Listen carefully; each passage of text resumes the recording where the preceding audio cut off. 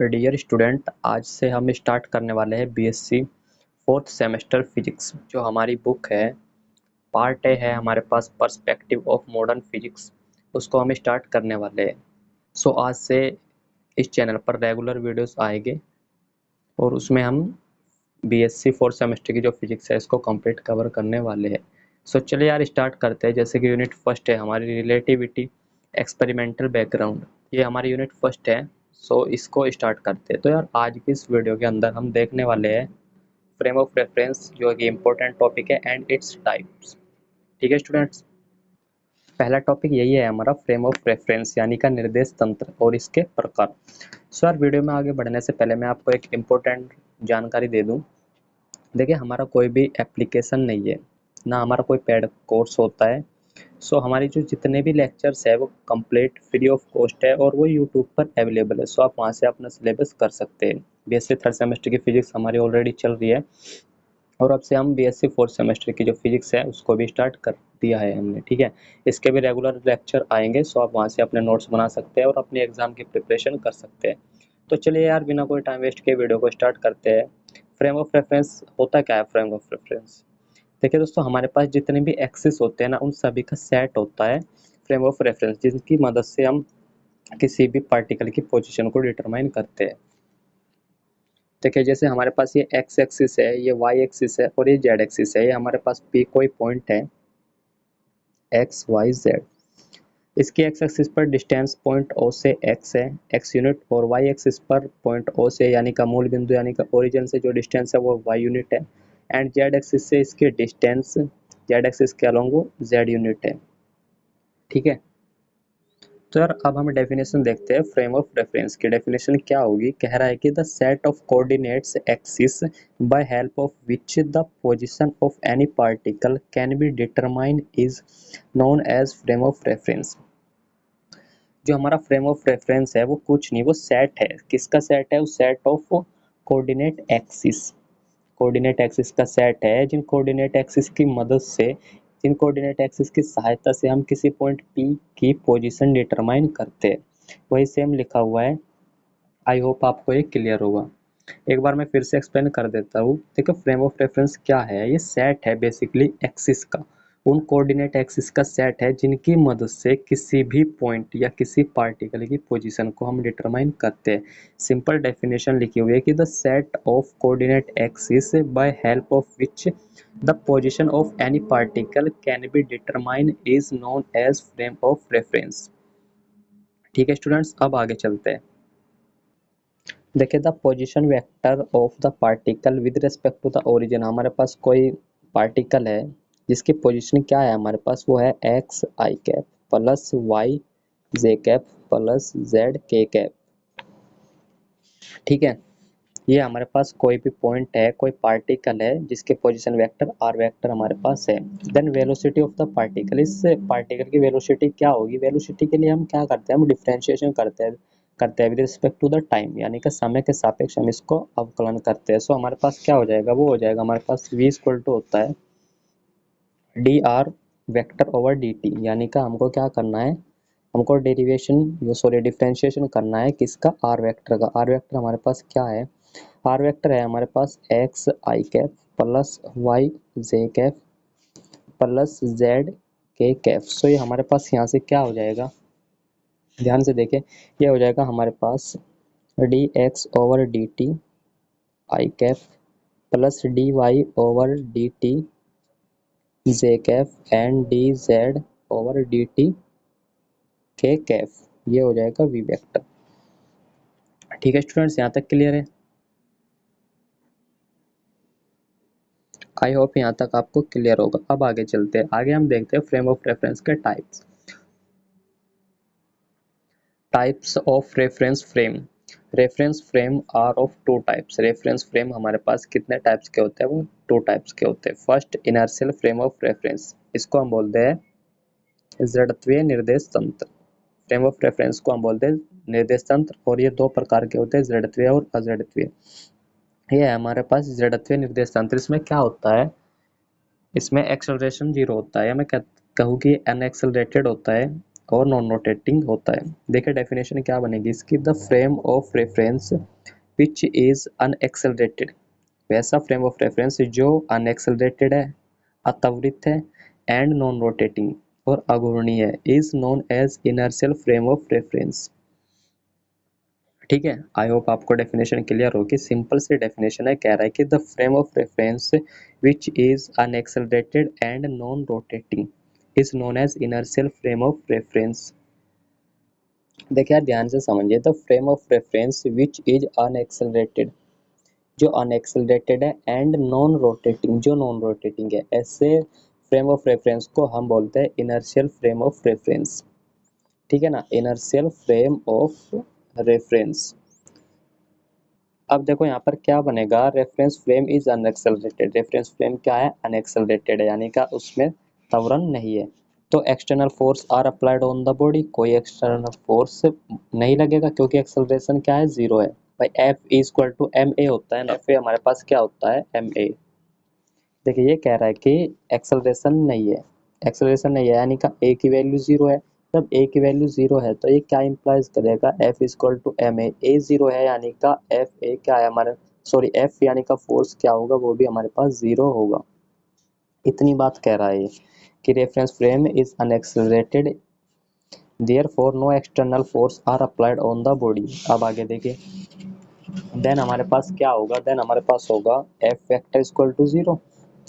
और F vector को मैं क्या लिख सकता हूँ, एफ वेक्टर हमारे पास होता है एफ एक्स आई कैप प्लस एफ वाई जे कैप प्लस एफ जेड के कैप। इसको अगर मैं कंपोनेंट में डिवाइड करता हूँ तो इसको हम कंपोनेंट वाइज इस प्रकार से लिख सकते हैं कि एफ एक्स आई कैप, एफ वाई जे कैप, एफ जेड के कैप। और ये हमारा किसके इक्वल है, ये हमारे पास जीरो के इक्वल है, जीरो। जब इसको जीरो के इक्वल रखेंगे तो हमारे पास क्या आएगा, F X equal to zero, F Y equal to zero and F Z equal to zero, यानी कि ये हमारे पास जीरो के इक्वल हो गया। एफ एक्स हमारे पास जीरो के इक्वल है, ये क्या इंप्लाइज करता है, यानी कि M into X equal to zero. यहाँ से ये क्या इंप्लाई करता है, हमारे पास ये इंप्लाई करता है कि M into A Y is equal to zero, and ये इंप्लाइज करता है हमारे पास M into A Z equal to zero, because F equal to मैंने अभी बताया आपको एम ए होता है। ठीक है ना, तो मैं एफ एक्स को लिख सकता हूँ एम इंटू ए एक्स, एफ वाई को लिख सकता हूँ M into A Y, F Z को मैं लिख सकता हूँ एम इंटू ए जेड, जो कि जीरो के इक्वल होगा। यहाँ से क्या होगा हमारे पास, this implies that A X equal to zero, ध्यान से देखिए A X zero, A Y हमारे पास जीरो हो जाएगा और ए जेड भी हमारे पास हो जाएगा जीरो, यानी का त्वरण तो नहीं है, त्वरण यानी का एक्सेलरेशन जीरो है कंप्लीट। ठीक है, अब हमारे पास एक क्या होता है, हमारे पास ए इक्वल टू होता है D V over D T, यानी कि हमारे पास जो वेग होता है अगर मैं उसका डिफ्रेंशिएशन कर देता हूँ with respect to the time तो हमारे पास ए आता है, ए यानी का एक्सेलरेशन। देखो यार सिंपली जैसे हमने छोटी क्लासेस में कोई पढ़ा है कि एक्सेलरेशन क्या होता है, त्वरण क्या होता है, वो होता है वेग में परिवर्तन की दर, किसके सापेक्ष, समय के सापेक्ष। तो वही तो है, समय के सापेक्ष वेग में परिवर्तन की दर हमारे पास त्वरण होती है ए। ठीक है, सो इस हिसाब से हमारे पास क्या होगा, इस एक्स को मैं क्या लिख सकता हूँ, एक्स को मैं लिख सकता हूँ ऐसे D V over D T, D V X over D T क्या होगा, जीरो। इस हिसाब से ये हमारे पास क्या होगा, D V Y over D T, ये भी जीरो, एंड हमारे पास D V Z over D T, ये क्या होगा, ये भी जीरो होगा। अब देखो D V over D V X over D T zero है, यानी का वी एक्स हमारे पास कॉन्स्टेंट रहा होगा, वी वाई भी कॉन्स्टेंट होगा एंड हमारे पास वी जेड भी कॉन्स्टेंट होगा, यानी का वेग हमारे पास कांस्टेंट होगा।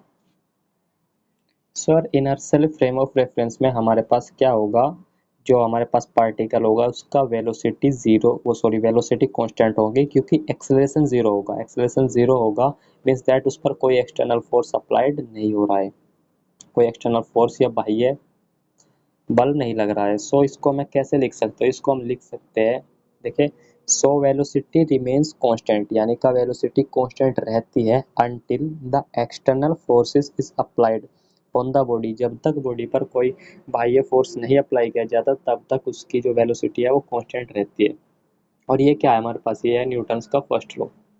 क्या है न्यूटन का फर्स्ट लॉ, न्यूटन का फर्स्ट लॉ कहता है कि यदि कोई वस्तु विरामावस्था में है, विरामावस्था यानी का रेस्ट पोजीशन में है, तो वो रेस्ट पोजीशन में ही रहेगी तब तक उस पर कोई बाह्य बल कार्य ना करे, और अगर वो गति की अवस्था में तो गति में ही रहेगी तब तक उस पर कोई बाह्य बल ना लगे। देखिए इसका एग्जाम्पल क्या हो जाएगा, इसका एग्जाम्पल हो जाएगा हमारे पास a frame of reference situated on star, यानी कि स्टार्स के लिए कोई फ्रेम ऑफ रेफरेंस, क्योंकि ये अनएक्सेलरेटेड भी है और ये हमारे पास नॉन रोटेटिंग भी होगा। और दोस्तों हमारे पास इनर्शियल फ्रेम ऑफ रेफरेंस में न्यूटन्स के लॉ सारे होल्ड करते हैं, यानी कि सारे न्यूटन के लॉ का, न्यूटन्स के नियमों का पालन होता है। कौन से में? इनर्शियल फ्रेम ऑफ रेफरेंस में, जबकि non inertial frame of reference में ऐसा नहीं होता है। सो अब देखते हैं हम non inertial frame of reference. Second type है हमारा non inertial frame of reference.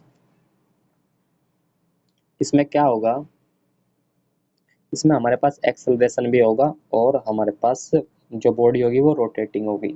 ठीक है, the frame of reference which is accelerated, कह रहा है कि ऐसा फ्रेम ऑफ रेफरेंस जो एक्सेलरेटेड है, त्वरित है एंड रोटेटिंग, और घूर्णी भी है, यानी का रोटेटिंग भी है और एक्सेलरेटेड है, is known as non inertial frame of reference.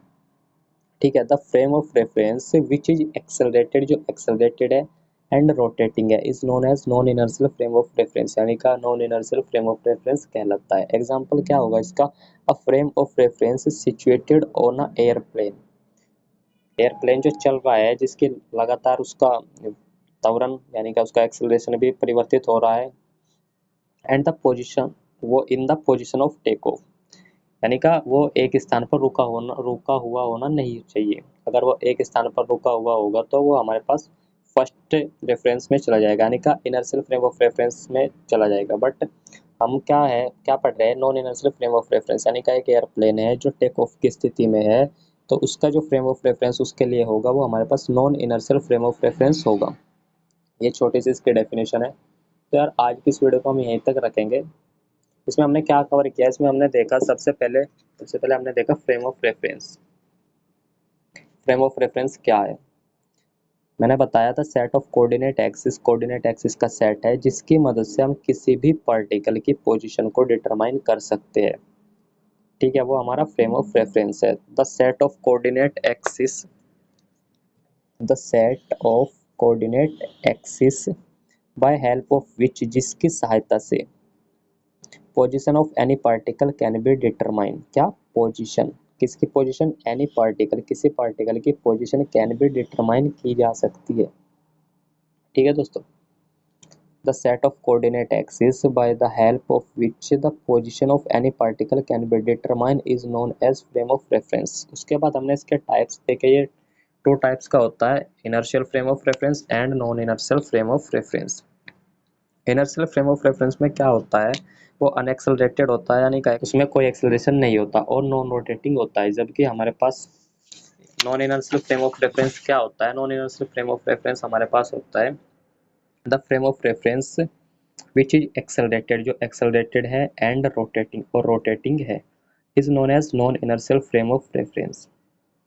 ठीक है, ये हमने 3 टॉपिक देखे, सिंपल से ही है, तो अभी आगे हम आगे की वीडियो में देखेंगे। ठीक है, सो यार इस वीडियो लेक्चर को हम इतना ही रखते हैं। और जैसे मैंने आपको स्टार्टिंग में बताया कि हमारे पास कोई भी हमारा ना तो एप्लीकेशन है ना हमारा कोई पेड कोर्स है, सो कंप्लीट सिलेबस आपको कराया जाएगा यूट्यूब के माध्यम से। सो आप चैनल को सब्सक्राइब कर सकते हैं ताकि आने वाली वीडियो के हर नोटिफिकेशन आपको मिल सके। ठीक है दोस्तों, मिलेंगे किसी नेक्स्ट वीडियो में, तब तक के लिए आप पढ़ाई करते रहिएगा और अपने अच्छे से नोट्स बनाते रहिए और एग्ज़ाम की प्रिपरेशन करते रहिए। Thank you, thanks for watching.